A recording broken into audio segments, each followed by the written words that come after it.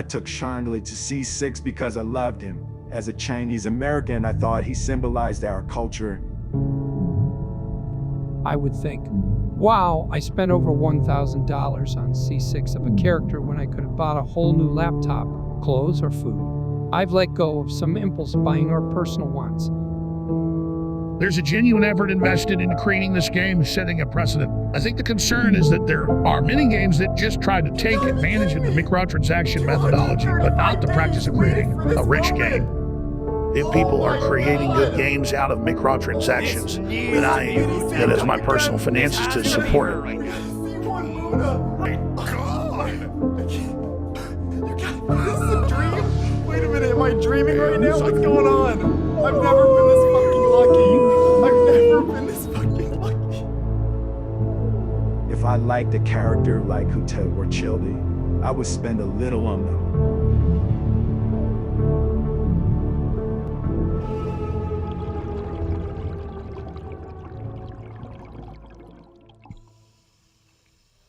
Welcome.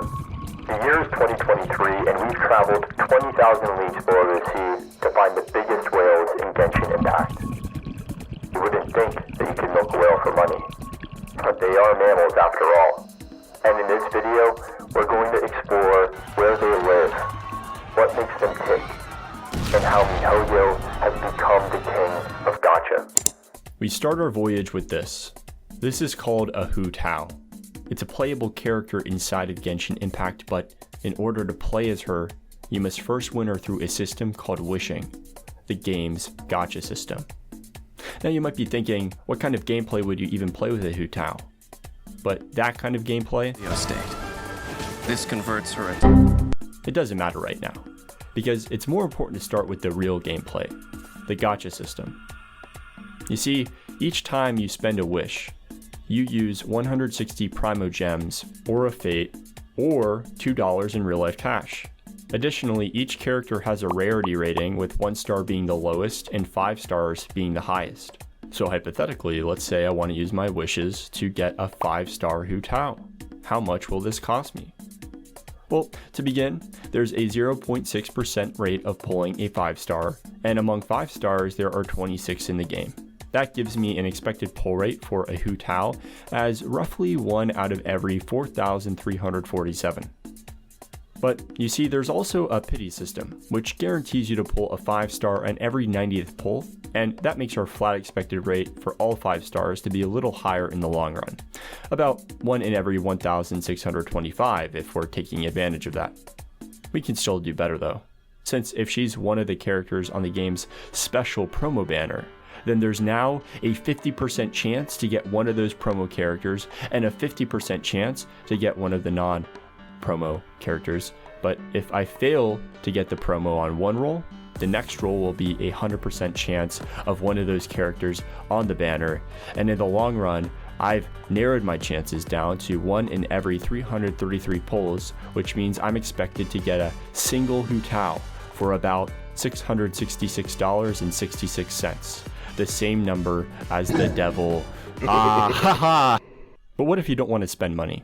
Well, Reddit says it takes about 2 months to hit 90 pulls, which breaks down to about 240 Primo Gems a day, or $3 worth of the in-game currency. And that means you're spending 222 days, or 7 months, if you're ever going to want to play as a Hu Tao. That's assuming you're getting lucky, and you have the special banner where you can hit a Hu Tao. By the way, there's also a similar system with weapons, but does anyone really care about those as much? In 2022, video game company MiHoYo made an estimated $2.26 billion in profit, placing them head and shoulders above other video game companies, including EA Games. They made $800 million. Riot made $1.5 billion, and Activision Blizzard made $1.5 billion. Since its launch in 2020, Genshin has grown its players to a currently plateauing 65 million plus globally, just within the last 30 days. Now you might be thinking, they've reached their peak as a video games company, and there's not much room to grow. But that's just where you're wrong, because last year MiHoYo also released HonKai Star Rail, and in May 2023, just the second month after its release, they more than tripled Genshin's monthly revenue. Now, Chinese gaming company market as a whole creates 45.5 billion in yearly revenue, but Chinese consulting company Nico Partners forecasts the games market will balloon up to 57 billion by 2027, just 5 years from now.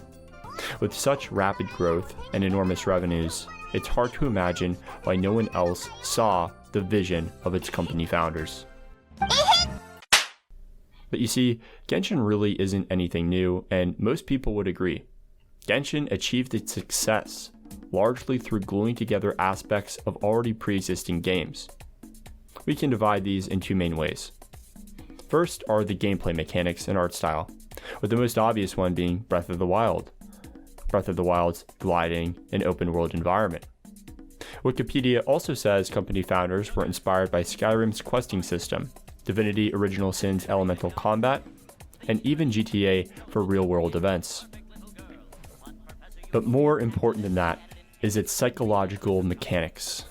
Live service has become more and more the industry standard, with monetization models designed around the free-to-play gameplay. In the same way all phones have cameras now, almost all free-to-play games have daily rewards, in-game currencies, cosmetic shops, and with particular respect to Genshin, a loot box gacha system. What Genshin does uniquely, however, is a term company founder Leo Wei calls pay for love. I've been looking forward to for 2.5 years.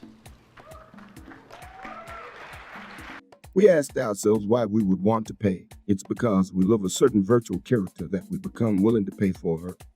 Pay for love is a monetization model that I will argue has given MiHoYo a significant competitive advantage in comparison to other companies that also pump out live service games. Exhibit 1. Romance scams are when people pretend to have a romantic interest over the internet in order to trick others into sending money. In 2022, the US Federal Trade Commission published that in the United States alone, nearly 70,000 people reported a romance scam.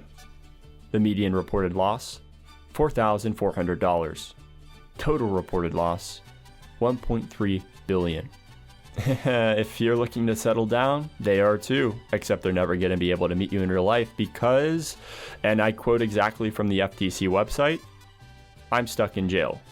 I'm in the military, far away." Or my personal favorite, "I'm on an oil rig," which is common enough excuse for people to fall for that it's included in the official report by the FTC.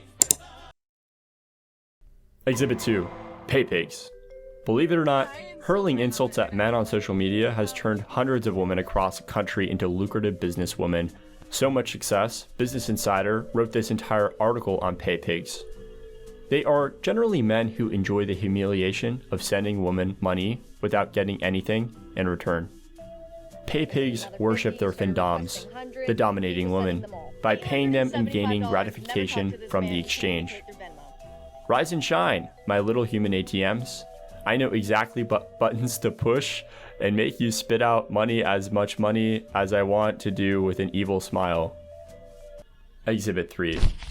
The Genshin players themselves. Believe it or not, I found a 30-page paper written for a bachelor student program from the Uppsala University in Sweden, published June 2023. The study revolved around interviewing players why they were invested in purchasing characters. And there it is. The respondents mainly decided to spend money to get the characters, mainly due to the emotional value they carried. Scientifically proven results. Now, in the aquarium, the key for hooking whales then becomes, in part, due to this pay-for-love mechanic. But it is in combination with the other elements that allows MiHoYo products to print money. At the bottom, we have the minnows, who spend $1 to $100. The dolphins spend $100 to $500, and whales spend $500. These are terms used to describe the different types of spenders across the industry. For the typical whale, this will mean spending roughly $20 a month over a little more than 2 years. This is an amount of money that would let you buy maybe 4 lattes at Starbucks, the bucket meal at KFC, or 2 boxes of Oreos.